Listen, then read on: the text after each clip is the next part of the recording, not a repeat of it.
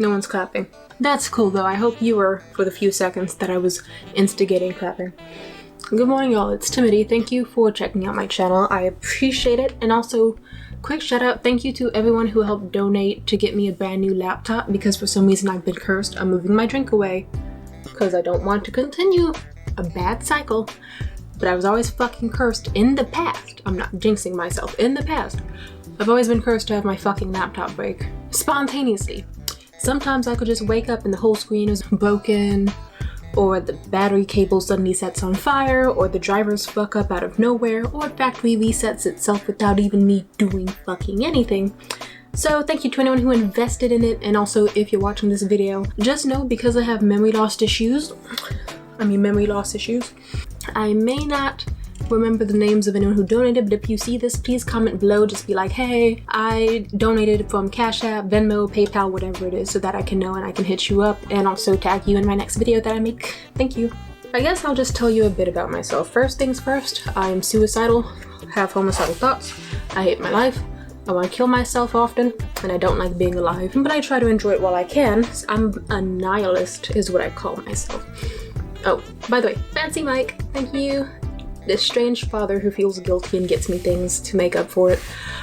I want to kill myself very often.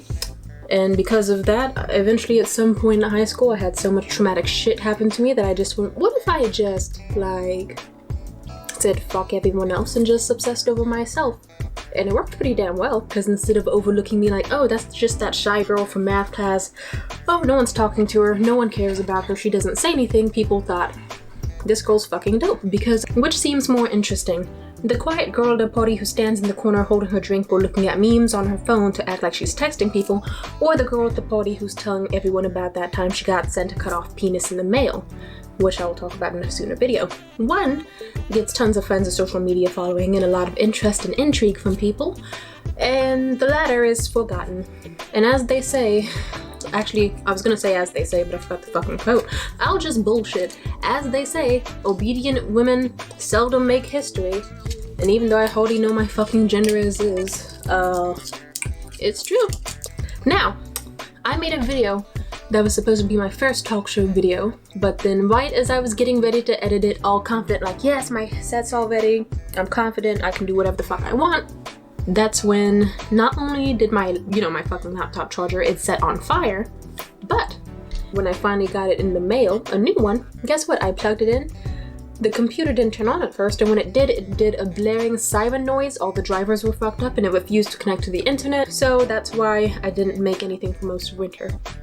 And if you're wondering, Timothy, whatever happened to you? You're making like really funny videos over the summer and engaging with people very well, but then suddenly you stopped. The answer to that is I got a boyfriend, which tends to happen. If I ever have a hiatus, the answer to why is Timothy gone is either one, I had some sort of mental breakdown and I'm taking a social media break. Two, I'll have a mental break and want to kill myself. And then I'm recovering from that, which usually just relates to number one.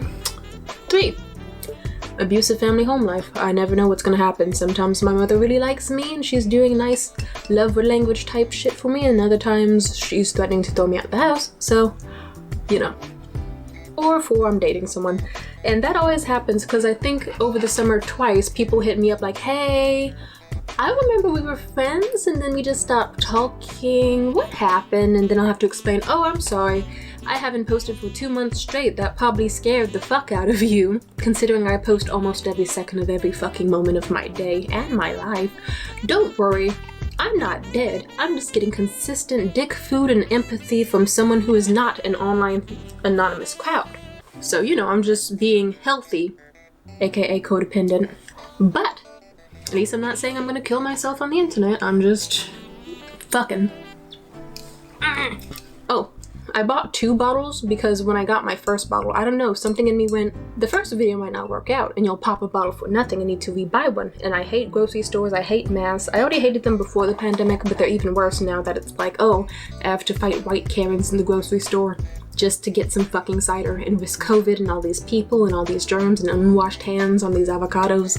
So I got 2, which is good because the first video fucked up and looking back, it just seemed too clean cut. I had perfect hair, perfect lighting, perfect jewelry. It was just a little too perfect. And then It would throw everyone for a loop if I actually made actual content about myself. So,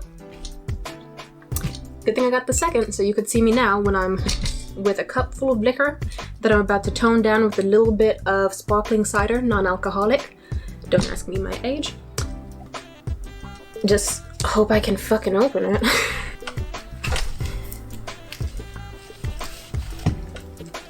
Bitch. Okay. Oh shit. I might need an opener for this. Where'd I put my knife? Be right back. Sorry about that. The bottle kind of spilled out and nutted prematurely, just like my ex-boyfriend. Shout out to Patrick. Sad thing is, that's not even a joke. It really happened. Alright, I've got pineapple margarita, peach margarita, mango margarita, and a smidgen of apple cider. So therefore, I'll consider this my daily food intake, and I'll consider myself a healthy individual, even though I'm acknowledging that I'm getting drunk on a stream just to not be nervous. I may or may not be becoming an alcoholic, but I kind of know that already. The cup is about here. Let's see how fast I can get it.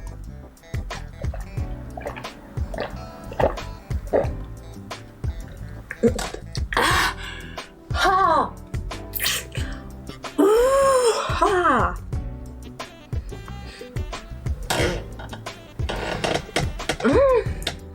Which is about, oh shit, I'm spinning. It's about here. I forgot whatever the fuck I was talking about before, but long story short, as I was going through it, I had an abusive mom, and even worse, physically abusive grandmother who left shit stains on everywhere she fucking touched, and I literally mean that. I didn't have any of the equipment I have right now. I had a shitty Chromebook that couldn't run a video that was longer than 10 minutes, nevertheless, fucking edit. I didn't have a microphone of any kind, I didn't have either of these lights, I didn't have fucking shit. I just did what I could, and then just thought, one day it'll be different, and I won't have to sneakily, stealthily try to make videos with no privacy whatsoever. I can just be. And now that I actually have privacy since in 2020, COVID got my grandmother out the picture, and I don't mean she died. I just mean she moved out, because technically she was homeless and they just went, hey, we don't want her nasty ass around you during COVID, so we'll boot her out and give her an apartment that the state can give her, and then you'll all be freed from her and safe in your house, because I'm immunocompromised and so is my younger brother. Now I have peace. I have a clean bedroom. I can sleep and I can wake up without hearing the sounds of the Golden Girls blasting at fucking 6 a.m. Thank you for being a friend. Or the 2.5 Men fucking theme song. Just imagine opening your eyes and hearing men, men, men, men, men, men, men. Ah. No wonder I wanted to fucking kill myself. I need to drink some water. Convenient water bottle. Don't edit me into weird shit when you see me sucking on this bottle, please. I've been through a lot of traumatic life shit, and life isn't the greatest, and I just like to document it because I just like some sort of self-preservation so that if and or when I die, from any reason, could be suicide, could be I was murdered, could be I was hit by a car, could be a swimming accident gone wrong, I've had plenty of those, could be anything. Except probably not, I'm never gonna be around water, so just know if I ever die in a swimming accident, it was not me. It was most likely a staged event to cover up my death, I'll just say that. If I were to kill myself, I know that my family, some of the most narcissistic and abusive people out there, would probably be like, oh wow, why did she kill herself? I never saw this happening. Yes, you did. You knew it when I was 12. You did nothing. I want it to be so that when 1 million, or not even 1 million, just the very few people in my life who claim to know me, like my siblings or my parents, they're like, oh my god, Mia died. My mom's gonna do that thing she always says she'd do if any of her kids die. She's gonna kill herself, or she's gonna just never recover, and she's gonna be like, wow, they were such a brilliant soul. I always loved her. She was so quiet reading those books. She never hurt anybody. I just can't believe she's gone. If only there was a way to prevent it. You could have not beat me as fucking much as you did as a kid. You could have actually bought food for the house so that I wouldn't have to resort to sex work, and a lot of traumatizing relationships that resulted in a lot of my fears of intimacy, abandonment issues, and also sexual trust. If only you just made it a safe living situation. You could have easily kicked out my grandmother when she threw me against the fucking wall that one time, but no, it took you an entire year to get her out, and that was only by chance.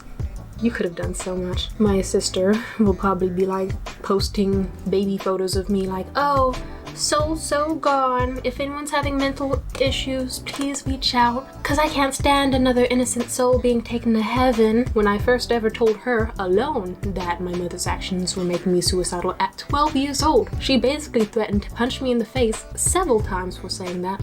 Instantly snitched to my mom, screamed at me for the entire night until 3 a.m. and did a bunch of horrible bullying to me. Like, even before then, she was a terrible fucking bitch, but she worsened it. I can just picture if I ever did kill myself, a million exes would be sitting on their phones, they'd get some sort of notification or one day Google me like, how's Tamia doing? If they ever even give a shit about me, and it'll be like, huh, oh, it says that she slit her wrists and died on her kitchen floor after killing her family.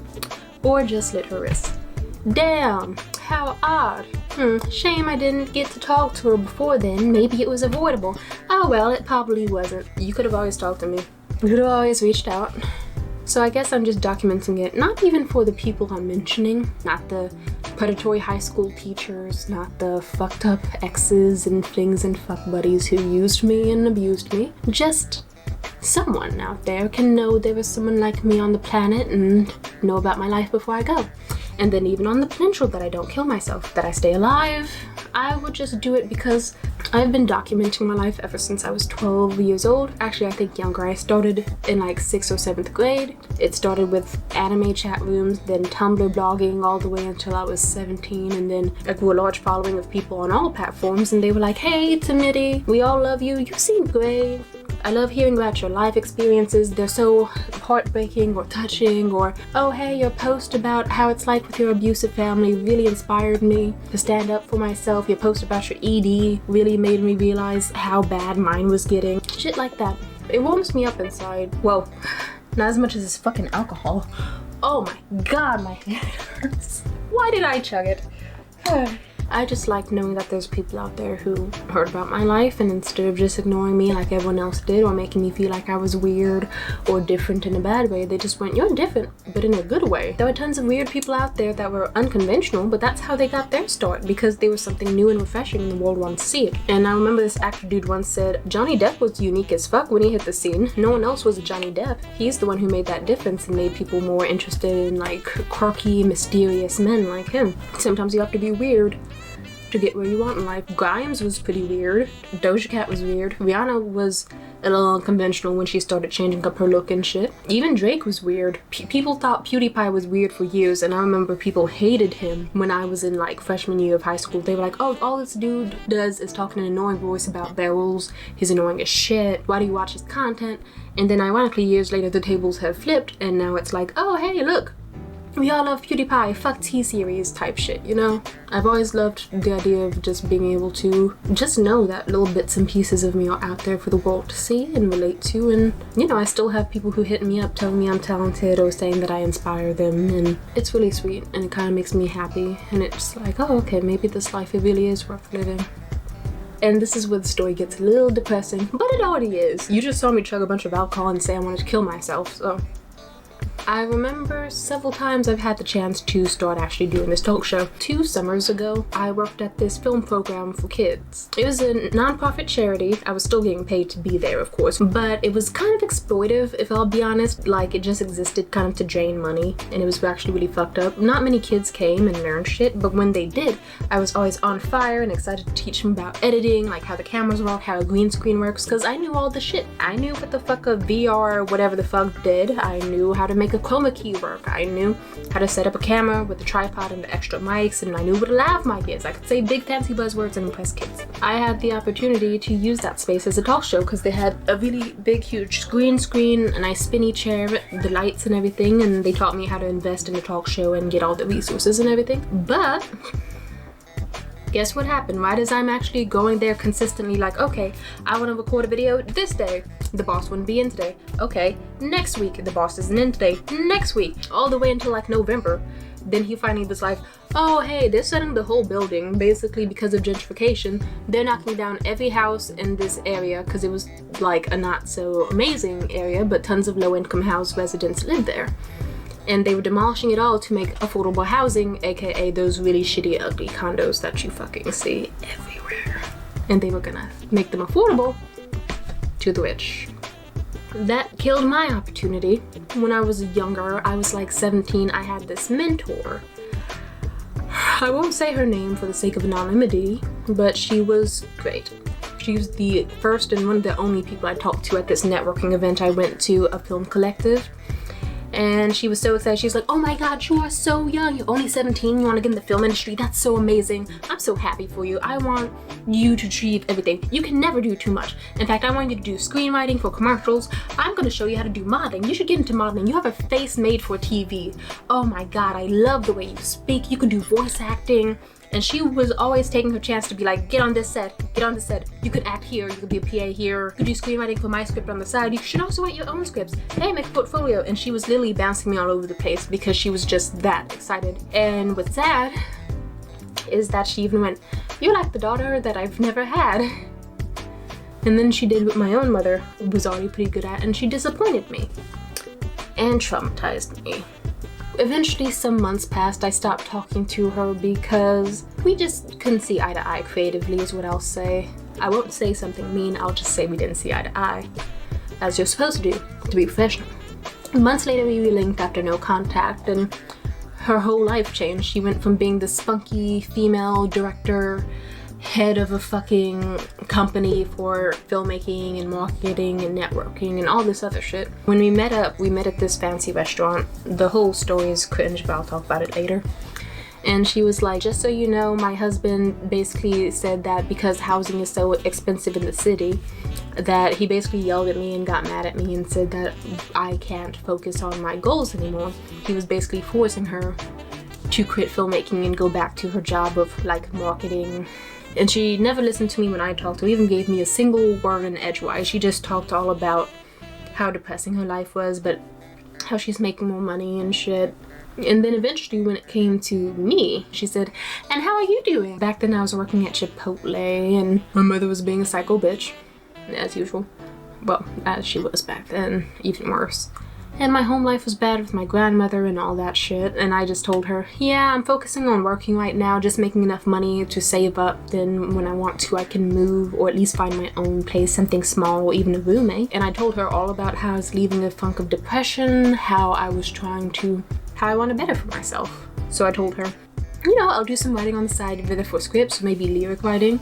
And then on the weekends, when I especially have days off, then I'll just like fully focus on like finding some modeling shoots and just doing passive like trade for portfolio shoots and just go from there. And then she just gave me this like glare, like this really open mouth, like stank look for a really long time, the entire time as I talked, before she just paused and went, don't you think you're spreading yourself too thin? Like, that's too much. You just can't do all of that. It's not realistic. Her entire aura of what she had said to me when I was 17 versus a few months later when my 18th birthday passed entirely changed. And then she basically did a huge lecture to me, someone who just got out of the mindset of I'm hopeless, there's no love in this life for me, I should end it all. And then she told me basically that every single fucking dream, even the extremely minor ones, were impossible. It would have been enough to even just say, that's good for you. But she didn't. And then I just went into the bathroom.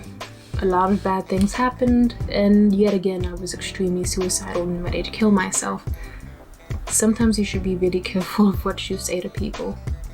I've had plenty of naysayers before. Like, I went on a date with this dipshit named Josh, who you will hear more about in the future. He was this little 5'3" manlet who was obsessed with me because I was the hottest woman he's ever been with, aka the only woman above 5'5" he's ever dated.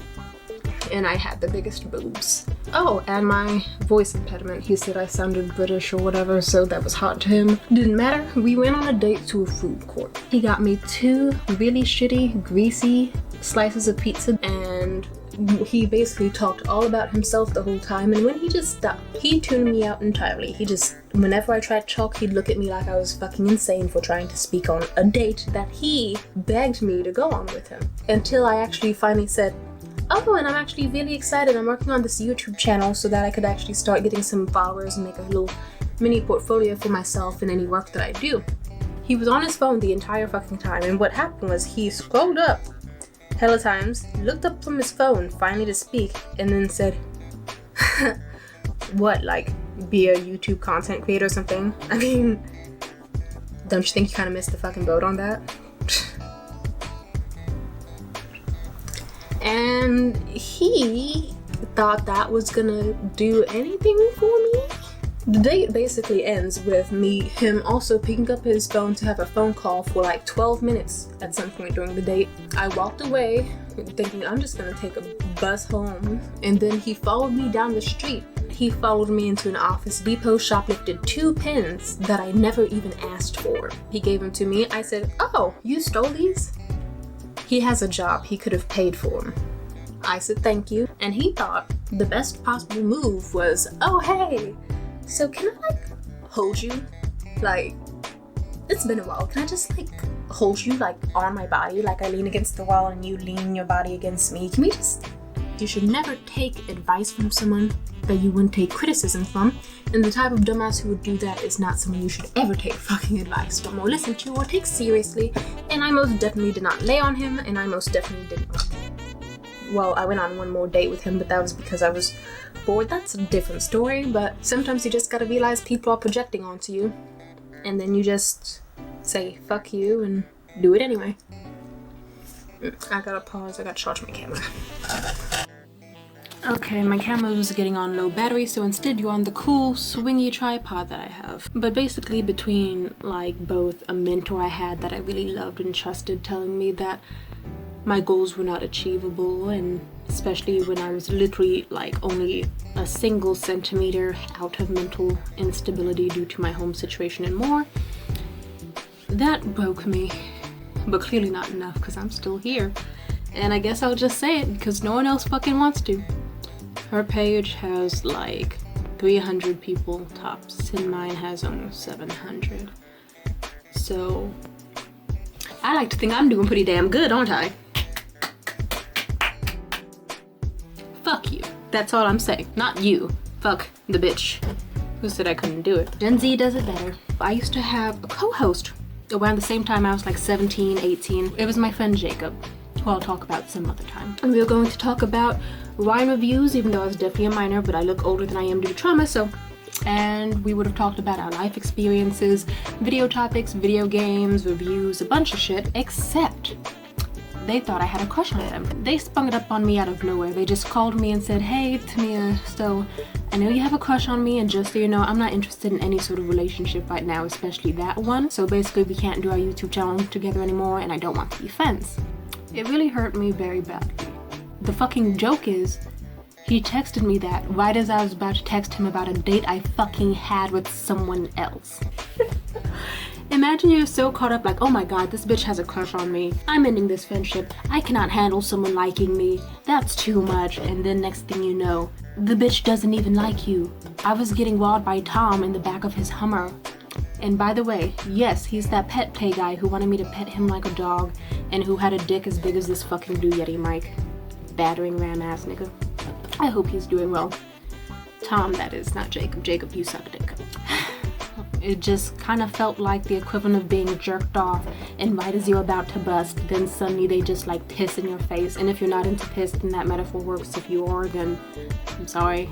Just imagine being jerked off and then suddenly they shapeshift into your grandmother. If you have a thing for gilfs, I don't know what to tell you. Just know it was a good thing, and then it quickly became a horrible thing. I just wanted to start it, no matter what people saw me as.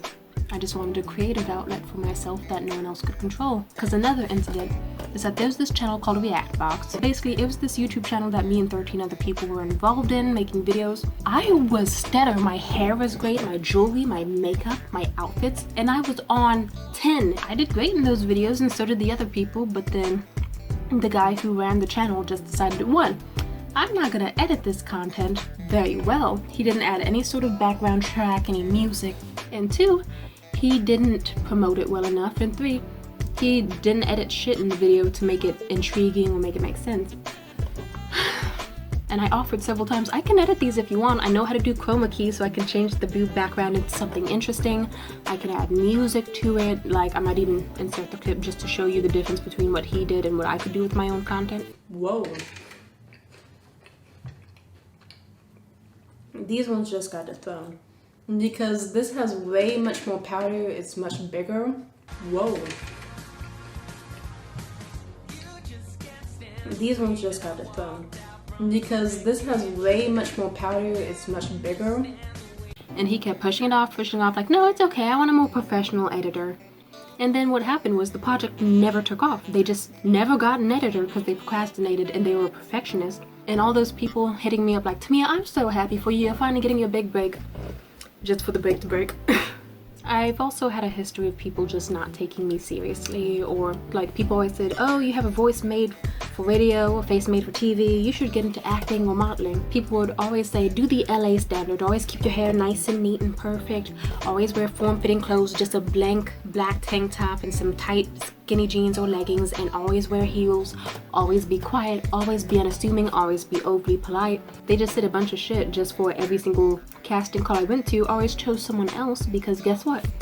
They didn't give a shit. You could walk in wearing fucking Fashion Nova and Aeropostale with your hair tied up hella crazy in colorful strands, and you don't have to do the little walk one foot in front of the other. You could sashay down. You could even dance as you walked. You could smile. You could be flamboyant. And then they got picked because no one ever told me you could be yourself. No one told me that. They told me the exact opposite. So what happened was I was basically a blank fucking canvas just waiting to be worked on, and everyone else showed up as a work of art and I didn't get picked. People always tried to be like, hey, I'd like you to act in this film, but then they'd be unprofessional or they'd be rude. Or just stupid shit would happen. Like, I remember on this one set I worked on, this dude was like, we just finished shooting a scene, and then he was like, wait, I want to do this different. And he called over the two actresses next to me, but not me. He called them over and told them, hey, so we're gonna redo that scene. We're gonna make Tamia say this line first. Then they shooed them away. We did the scene. We were walking, smiling, and then there was like a really long pause. And then the bitches are just staring at me like I'm the one who fucked up. And I'm looking at her like she's the one who fucked up. She's supposed to say the line first, just for the director to say, cut! Tamia, you had a line there. And then I flip shit like, oh, I'm sorry. How was I supposed to know I had a fucking line? Cause you told every other bitch that I had a line, but you didn't tell me. Sometimes I hate auditioning for movies and shit because, I'm not gonna lie, sometimes I'll be reading a script and I'll be like, this is so poorly made, this dialogue sucks ass. I could even be a PA on a set or even a co-director. I could be like, hey, here's a continuity error.